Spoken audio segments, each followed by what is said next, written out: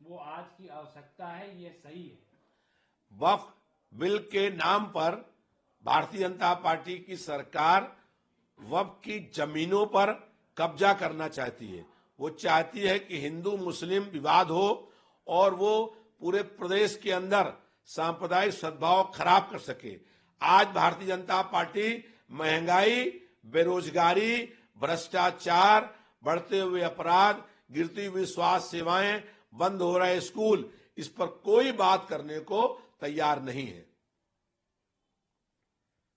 आदित्यनाथ कहते हैं कि संभल में खुदाई के दौरान 54 तीर्थ स्थल मिले हैं। आगे और खुदाई करेंगे, जब तक सभी तीर्थ स्थल नहीं मिल जाएंगे जब तक हम खुदाई करेंगे। मथुरा पर भी उन्होंने कहा कि मथुरा में हम कोर्ट के आदेश का हम पालन कर रहे हैं, नहीं तो अब तक वहां बहुत कुछ हो गया होता।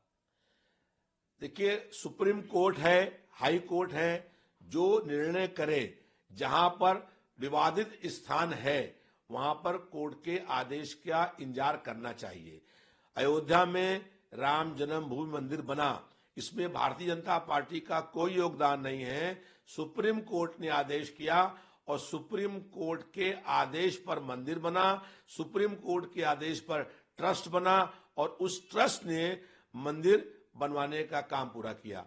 भारतीय जनता पार्टी का काम है कि वो महंगाई पर बात करे, भ्रष्टाचार पर बात करे, नौजवान आत्महत्याएं कर रहा है इस पर बात करे। आज लगातार जो है स्वास्थ्य सेवाएं गिर रही हैं, दवा और इलाज के अभाव में लोगों की मौतें हो रही हैं। लेकिन भारतीय जनता पार्टी जनता के मुख्य मुद्दों से जनता का ध्यान बांटना चाहती है। विधायक जी, मुख्यमंत्री योगी आदित्यनाथ कहते हैं कि भारतीय राजनीति में भारतीय जनता पार्टी के लिए राहुल गांधी जैसे नमूने रहना जरूरी है, जिससे एक रास्ता हमेशा साफ होता रहे। भारतीय जनता पार्टी अगर किसी नेता के बारे में टिप्पणी ऐसी करती है तो वो उचित नहीं है। भारतीय जनता पार्टी का कोई भी नेता महंगाई का मां बोलने को तैयार नहीं है। आज रोटी, दाल, चावल, दूध, दही, पनीर, कॉपी, किताब पर जीएसटी लगा दिया गया है। आज जीएसटी से महंगाई बढ़ रही है। भारतीय जनता पार्टी के लोग नहीं चाहते हैं कि जनता महंगाई पर बात करे। नौजवानों को कहा था 2 करोड़ हर साल नौकरी देंगे, किसी को नौकरी नहीं मिली। उत्तर प्रदेश में नौकरी के नाम पर जो परीक्षाएं हुई, उन 17 परीक्षाओं में भारतीय जनता पार्टी के नेताओं ने पर्चा लीक आउट किया और बाद में परीक्षाएं निरस्त हो गई। नौजवानों को ठगने का काम किया है। आज उत्तर प्रदेश के अंदर कहीं विकास का कोई भी काम नहीं हो रहा है। 4 दिन रह गए हैं शत बजट का जो कार्यकाल पूरा होने में, और अभी बहुत से विभाग हैं जहां 50% भी जमीन पर पैसा खर्च नहीं हुआ है। अब 4-5 दिनों के अंदर खूब फर्जी पेमेंट होंगे, फर्जी चेकें बनेंगी, लूट मचेगी पूरे प्रदेश के अंदर। इस भ्रष्टाचार को छिपाने के लिए भारतीय जनता पार्टी के मुख्यमंत्री और नेता अनर्गल बयानबाजी करने का काम कर रहे हैं। वो ये क्यों नहीं बताते कि बजट का पूरा पैसा खर्च क्यों नहीं किया, जब 4 दिन रह गए हैं और 50% पैसे में लूट होगी, करप्शन होगा। इस करप्शन के बारे में भारतीय जनता पार्टी के मुख्यमंत्री कोई बात बोलने को तैयार नहीं है, क्योंकि वो खुद लिप्त हैं।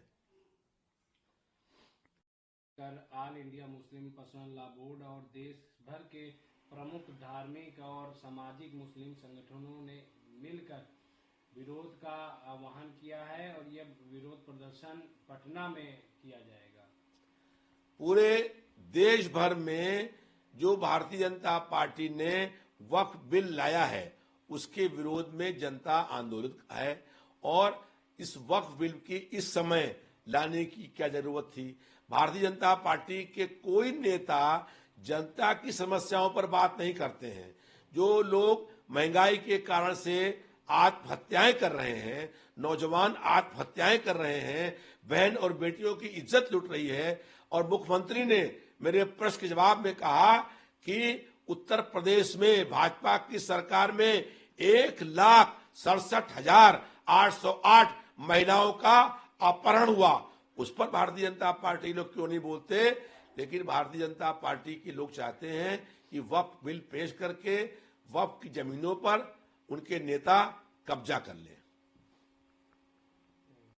आईटी टीम ने संभल से समाजवादी पार्टी के सांसद जियाउर रहमान वर्ग को नोटिस दिया है, कैसे देखते हैं? कुछ मामले कोर्ट में विचाराधीन है और उस पर कोर्ट निर्णय करने का काम करेगा। हमने पहले मांग करी थी कि इसमें किसी हाई कोर्ट के वर्तमान न्यायाधीश से जांच कराई जाए ताकि सही बात सामने आ सके। अगर प्रदेश सरकार में साहस और हिम्मत है तो संभल की उच्च स्तरीय न्यायिक जांच करा दी जाए ताकि जो लोग दोषी हैं वो जनता के सामने आ जाएंगे।